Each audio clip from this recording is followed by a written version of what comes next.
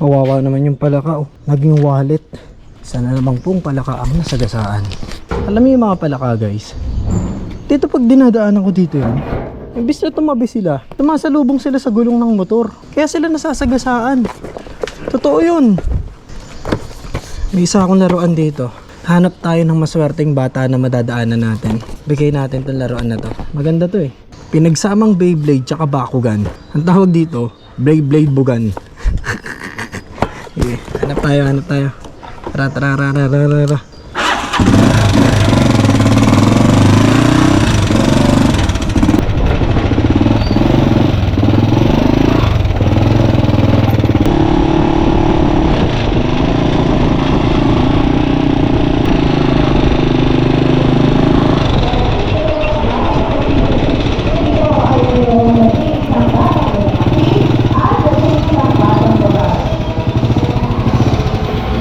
Boy, ngayon ka maglaro? Bigyan ko siya laruan. Gagraduate na siya? Opo. Oh, congrats. Thank you. Bye-bye. Deserve ng bata yun. Gagraduate. Mukhang nagpa-practice pa sila. Nice. Bye. Bye.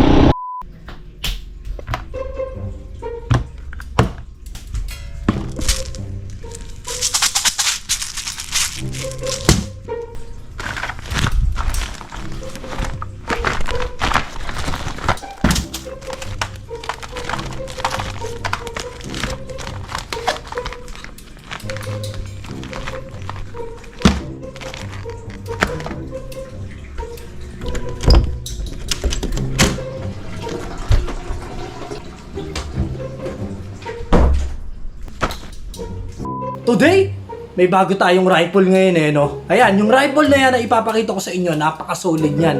Sobrang solid talaga dahil yung napakahaba niya na barrel, pare. Solido na bakal, kaya napakabigat talaga ng rifle na yan. At yung isa pa, yung secondary naman, yung handgun na MP900, pare. Naglabas na sila ng color tan, kaya may pagpipilian na kayo, black or tan and then silver. Yung silver di ako nakakuha eh. Yung tan lang yung nakakuha ko ngayon, kaya ano pang hinihintay natin? Comment nyo sa comment section kung anong unit ng rifle to kasi hindi ko alam. Basta rifle lang tawag sa kanya. At ang unang makakasagot na nanalo ng 100 piso sa Gcash, alam nyo na yan. Comment na kayo dyan sa baba. Pabilisan lang to sa pag-comment.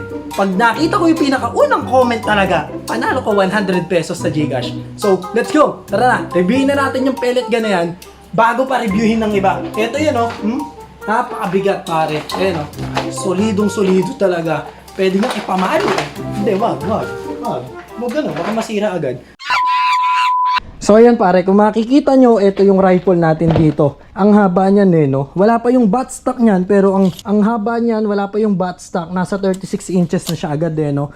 Yun, no? Daan-daan na, baka malaglag eh, no? Ayan, yung buttstock pre, bigat eh, no? Plastic siya, pero may bakal pa siya sa loob. Kung sinolid pa kasi ito ng sobrang solid, pati to bakal, baka hindi nyo na mabitbit sa bigat dahil napakabigat na niya. So yung pinakakatawan ng pellet gun na to pre, plastic siya, no? Yan, ang nagpapabigat talaga dito, ito, yung barrel niya pre, yung long barrel niya pre, solidong bakal. Itong pinaka-barrel niya, solidong bakal yan pre. Kaya yan yung nagpapabigat lalo dyan. Kung binuo pang bakal to, pati itong pinakakatawan, sobrang bigat na niyan, baka hindi niya na mabuhat. At may kasama siyang, siyempre yung stand niya, yan. May kasamang stand. At medyo may kaliitan yung ano, no, yung magazine niya pre. May kaliitan yung magazine niya.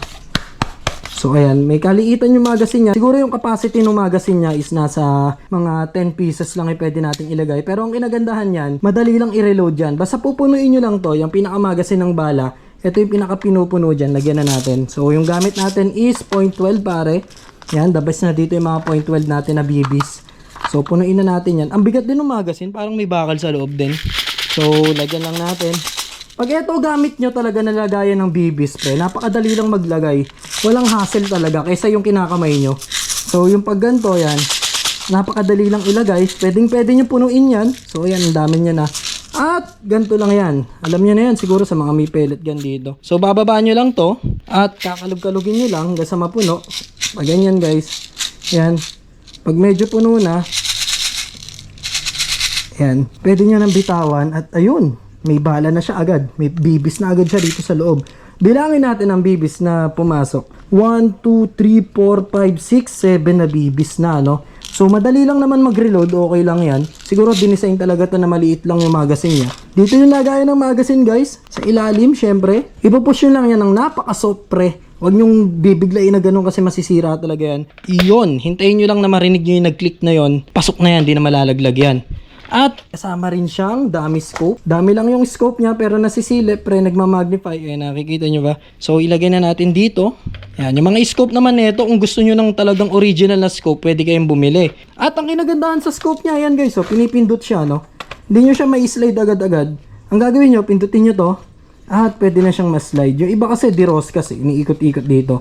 Ito, mas maganda to dahil pinipindot lang to. Easy lang alisin yung pinaka-scope niya kung ayaw nyo ng scope. At yung buttstock niya, yan yung buttstock. Pag nilagay natin to, mas bibigat pa. You know, sumulid lalo. Ang bigat. Ang kasahan nito is nandito sa may gilid guys. No? Dito siya sa may gilid. So hawakan nyo lang to. Hatakan nyo lang sa patalikod. At ayun, nakasana yan. And then, syempre, click natin yung ano. Ayun, oh. Nakita nyo, guys.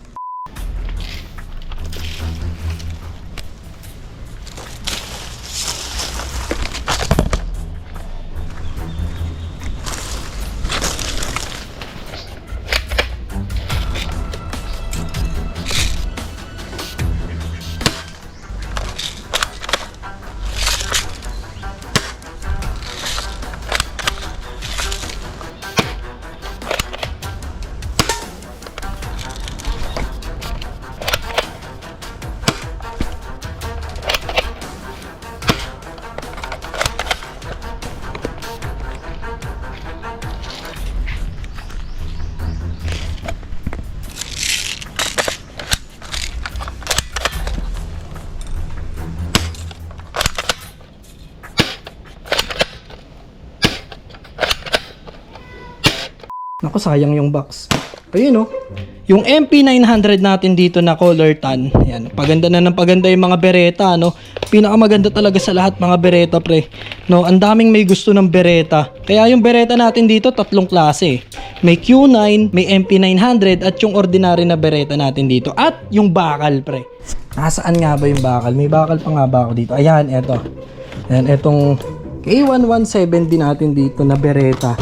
Ito talaga pinakamaangas sa lahat, no? Dahil ito is pure metal to. Wala na kayong masasabi dito. Kung gusto nyo, ito yung secondary nyo. O, diba? Napakaangas nito. So, yun naman ito, napakita ko na sa inyo to eh. Naghihintay lang din talaga ako ng ibang kulay nito para may maipakita ko sa inyo yung bagong kulay ng Beretta, no? Na full metal natin. Pero sa ngayon, wala pa siya. Wala pang full metal niyan na iba kulay. Yan, yung MP900 natin dito. Easy lang din siya ikasa. At ang kinagandaan niya, may takip pa yung slide niya rito. Kung ayaw nyo, kung gusto nyo lagyan ng mga ano nito, yung flashlight, laser, or kahit ano pa man, pwede nyo lagyan dito. At kung ayaw nyo lagyan, balik nyo yung takip, dagdag pang paangas yan. Nagkakaroon siya ng ibang ano, no, ibang anyo. Pag wala kasi, tiga mo, parang ano, no, parang inahita ng bigote. Pero pag may bigote na, yun no, mas pumogi eh, no.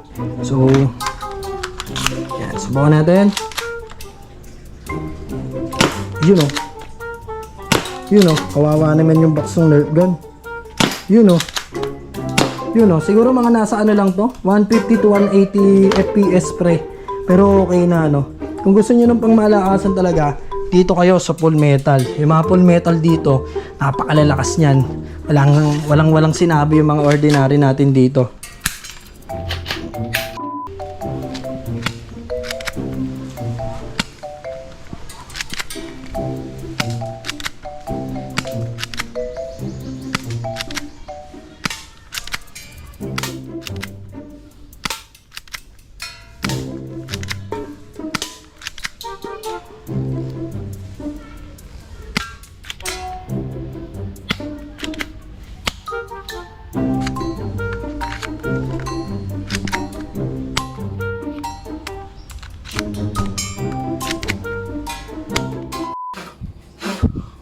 So yun lang guys, sa mga bibili sa Shopee pare, yung 5 na laruan nga na pinakita ko sa inyo nung nakaraan, pag bibili kayo yun, mag-message kayo sa akin sa Shopee, At ibibigay ko sa unang 5 na bibili doon sa akin sa Shopee pare. Nandiyan yung link sa baba. Unang 5 na bibili na nakapanood ng vlog na to, ibibigay ko sa inyo to isa-isa, no?